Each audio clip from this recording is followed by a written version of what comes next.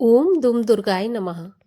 जय माता की दोस्तों आज 30 जनवरी से गुप्त नवरात्रियों का आरंभ हो रहा है और 7 फरवरी तक ये महापर्व चलने वाला है। आपको मेरे चैनल पर रोजाना सप्तशती की कथाएं सुनने को मिलेंगी, तो आप रोज मेरे चैनल पर सप्तशती की कथाएं सुन सकते हैं। आज के वीडियो में आप सुनेंगे दुर्गा सप्तशती का पहला अध्याय। तो पहला अध्याय आरंभ करने से पहले दुर्गा सप्तश्लोकी का पाठ अवश्य किया जाता है, लेकिन पाठ आरंभ करने से पहले आपसे निवेदन है कि अगर आपने अभी तक मेरे चैनल को सब्सक्राइब नहीं किया है तो कृपया मेरे चैनल को सब्सक्राइब कर लें और आज का वीडियो अच्छा लगे तो लाइक करें और शेयर करें और कमेंट में जय माता दी लिखना ना भूलें। तो चलिए दुर्गा सप्तशती का पाठ आरंभ करने से पहले हम आरंभ करते हैं दुर्गा सप्तश्लोकी का पाठ। भगवान विष्णु की योग निद्रा रूपी महामाया ने सारे जगत को मोहित कर रखा है। वही देवी भगवती ज्ञानियों के चित्त को भी बलपूर्वक खींचकर मोह में डाल दिया करती हैं। हे देवी, आप सभी मंगलों को देने वाली हैं, सभी कार्यों को सिद्ध करने वाली शिवा हैं। शरण में आए हुए की रक्षा करने वाली 3 नेत्रों वाली गौरी, आपको नमस्कार है। शरण में आए हुए दीन दुखियों की रक्षा में संलग्न सबके संकट निवारण करने वाली नारायणी देवी, आपको नमस्कार है। हे सर्वस्वरूपे सर्वेश्वरी, सभी शक्तियों से संपन्न दुर्गे, हमारी भयों से रक्षा करें, आपको नमस्कार है। हे देवी, जब आप प्रसन्न होती हैं तो सभी रोगों को नष्ट कर देती हैं और क्रोध करने पर भी सभी कामनाएं नष्ट कर देती हैं। आपके सेवकों पर आपत्ति नहीं आती, वे तो दूसरों को भी आश्रय देते हैं। हे सर्वेश्वरी, आप सदा त्रिलोकी के संकट दूर करके समस्त बाधाएं शांत करती हैं। इसी प्रकार आप हमारे शत्रुओं का भी नाश करती रहें। श्री दुर्गा सप्तशती प्रारंभ। पहला अध्याय। महर्षि मार्कंडी जी बोले, भगवान सूर्य के पुत्र सावर्णी की उत्पत्ति की कथा मैं विस्तार से कहता हूँ, आप ध्यान से सुनिए। सूर्य की स्त्री छाया से उत्पन्न सावर्णी जगत जननी महामाया की कृपा से जैसे जैसे मनवंतर के अधिपति बने, वह विशिष्ट कथा सुनिए। प्राचीन काल में स्वारोचिष मनवंतर के चैत्रवंशी राजा सुरथ समस्त पृथ्वी के चक्रवर्ती राजा हुए। वे प्रजा का अपने पुत्रों की भांति पालन करते थे। यवन राजाओं से राजा सुरथ की शत्रुता हो गई। दुष्ट दलन राजा सुरथ से उनका भयंकर युद्ध हुआ और थोड़ी सेना होने के कारण यवन राजाओं ने सुरथ को हरा दिया। उसके बाद राजा अपने नगर में आकर राज्य करने लगा, तो भी अन्य शत्रु राजाओं ने राजा सुरथ पर चढ़ाई कर दी और नगर में भी दुराचारी मंत्रियों ने राजा का कोष, सैन्य तथा समस्त वस्तुएं छीन ली। तब राजा हारकर अकेला ही घोड़े पर सवार हो शिकार खेलने के बहाने घोर जंगल में चला गया। वहां उन्होंने महर्षि मेधा का सुंदर आश्रम देखा, जो अहिंसक सिंह आदि पशुओं तथा शिष्यों और मुनियों से शोभित था। वहां बैठे हुए महर्षि मेधा को राजा सुरथ ने नमस्कार किया और मुनि से उचित सत्कार पाकर उसी आश्रम में रहने लगा। कुछ काल के बाद फिर वह अपने राज्य तथा प्रजा की चिंता से विचारने लगा कि जिस राज्य को मेरे पूर्वजों ने भली भांति चलाया और प्रजा का पालन किया, वह आज मुझसे दूर चला गया। वे दुष्ट मंत्री राज्य का पालन धर्म नीति के अनुसार कर रहे होंगे या नहीं, और मेरा मुख्य हाथी भी दुश्मनों के वश में हो जाने से क्या क्या कष्ट भोगता होगा। जो आज्ञाकारी नौकर नित्य प्रसन्नता से धन और भोजन प्राप्त करती थी, अब उन दुष्ट राजाओं के आश्रय में रहकर कष्ट पाते होंगे। मंत्री राज्य के धन को कुमार्ग में व्यर्थ ही अपव्यय करते होंगे। जो धन मेरे पूर्वजों ने बड़े कष्ट से इकट्ठा किया था, वो नष्ट हो गया होगा। इस प्रकार वह राजा राज्य की सभी बातों की चिंता करने लगा। कुछ समय के बाद एक दिन आश्रम के समीप एक व्यापारी को आते देखा तो राजा ने उससे पूछा कि अरे भाई, तुम कौन हो और यहाँ क्यों आए हो? तुम्हारा मलिन मुख शोक युक्त क्यों दिखाई देता है? इस प्रकार राजा सुरथ की बातों को सुनकर उस समाधि नाम के वैश्य ने राजा सुरथ से कहा कि हे राजन, मैं समाधि नाम का एक वैश्य हूँ। मेरा जन्म धनवान कुल में हुआ है। मेरे दुष्ट स्त्री व पुत्र आदि ने मुझे धन के लोभ से घर से निकाल दिया और मेरा सारा धन छीन लिया। मैं धन स्त्री पुत्र से रहित हूँ। अब अकेला दुखी होकर इस वन में आया हूँ। मुझे अपनी स्त्री एवं बंधुओं का कुछ भी पता नहीं है। मैं यहाँ रहने के कारण अपनी स्त्री पुत्र तथा स्वजनों की परिस्थिति को नहीं जानता कि वे इस समय अपने स्थान पर सुखी हैं या दुखी। मैं यह भी नहीं जानता कि मेरे पुत्र सदाचारी हैं या व्यभिचारी। राजा बोला, जिन स्त्री पुत्र आदि ने तेरी धन संपत्ति को छीन लिया है, फिर उन्हीं के स्नेह में तेरा मन क्यों जाता है? वैश्य बोला, आपने मेरे विषय में जो बातें कही वे वास्तव में सत्य हैं, परंतु मैं क्या करूं? चित्त में कठोरता उत्पन्न नहीं होती। जिन पुत्र आदि ने धन के लोभ में आकर मुझे घर से निकाल दिया है, मेरा चित्त फिर भी उन्हीं में आसक्त होता है। मैं क्या करूं? इन स्वजनों के निर्मोही होने पर भी मेरे मन में उनके प्रति प्रेम है।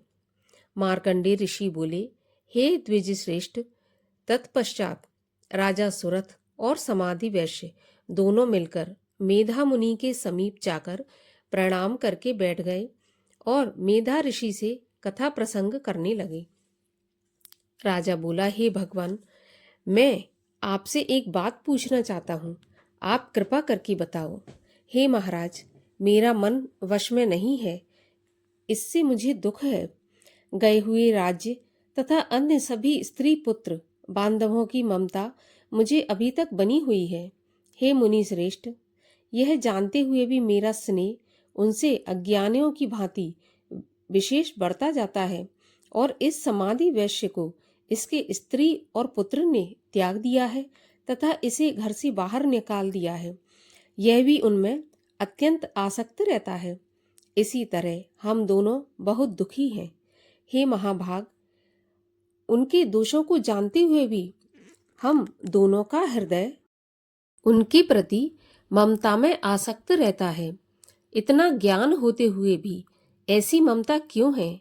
हम दोनों को अज्ञानियों की भांति मूढ़ता क्यों उत्पन्न हो रही है? महर्षि मेधा ने कहा, समस्त जंतुओं को जानने योग्य ज्ञान होता है। हे महाभाग, सभी प्राणी अलग अलग होते हैं। कोई दिन में नहीं देखते तो कोई रात्रि में नहीं देखते और कोई दिन रात्रि में समान दृष्टि से देखते हैं।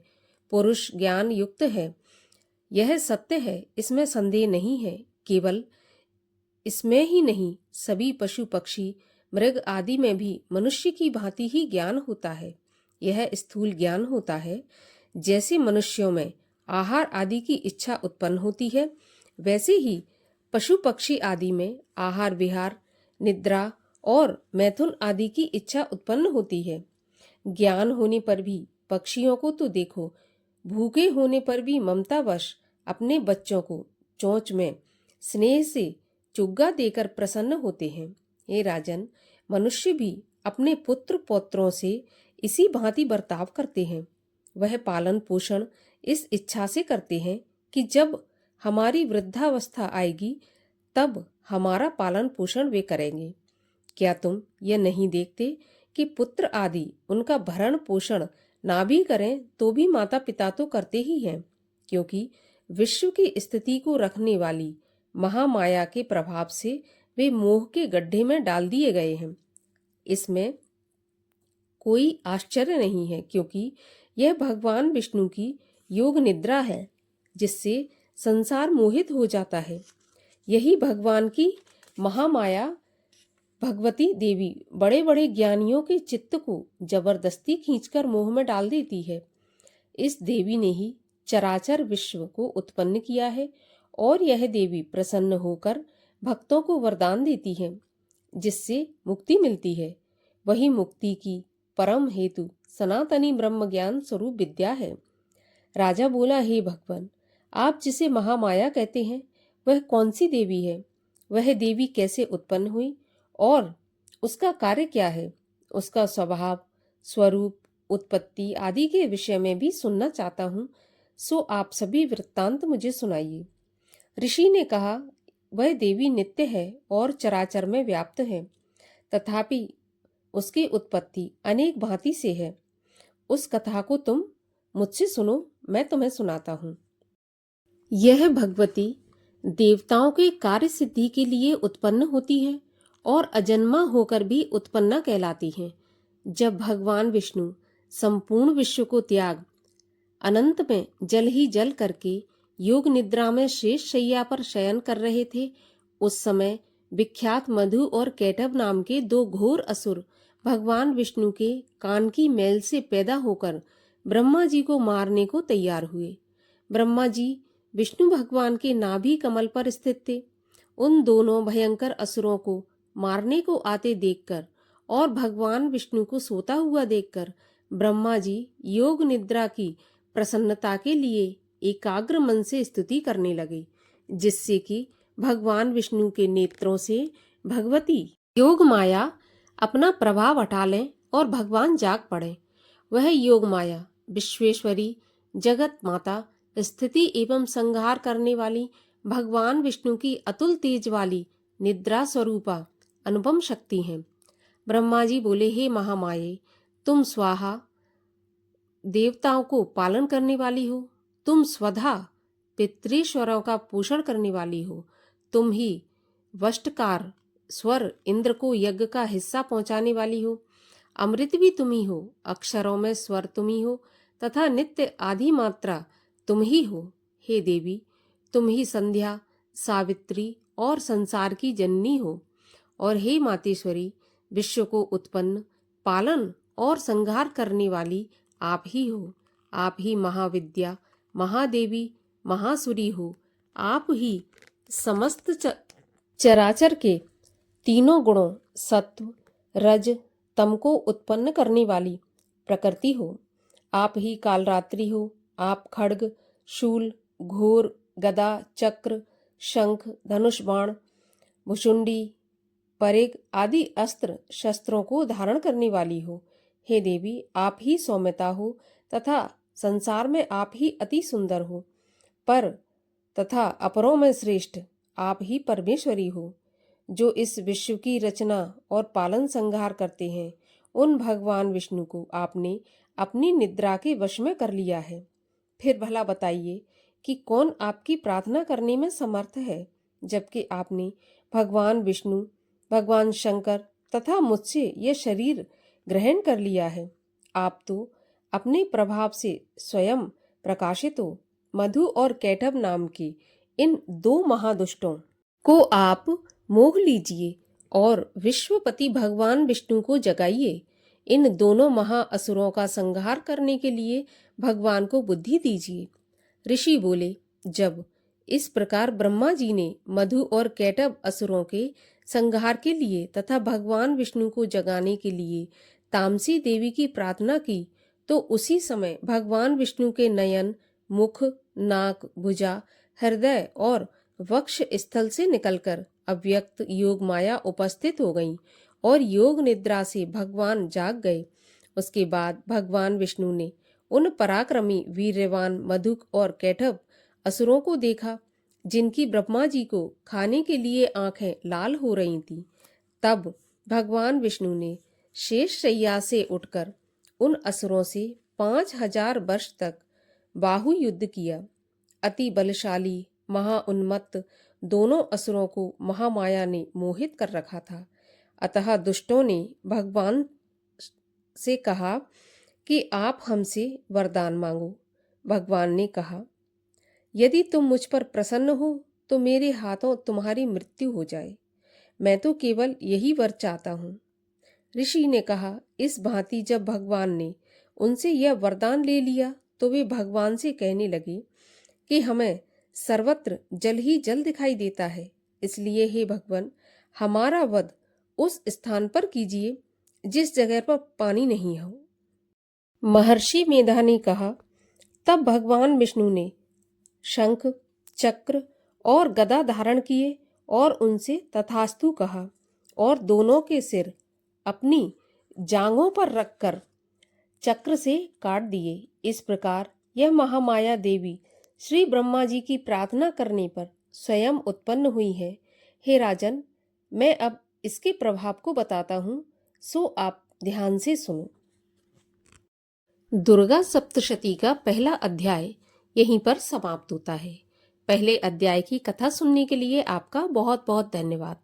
आगे की कथाओं को सुनने के लिए आप मेरे चैनल को सब्सक्राइब अवश्य करें और बेल आइकन को प्रेस कर लें। तो चलिए अब हम मिलते हैं अगले वीडियो में। तब तक के लिए जय माता की।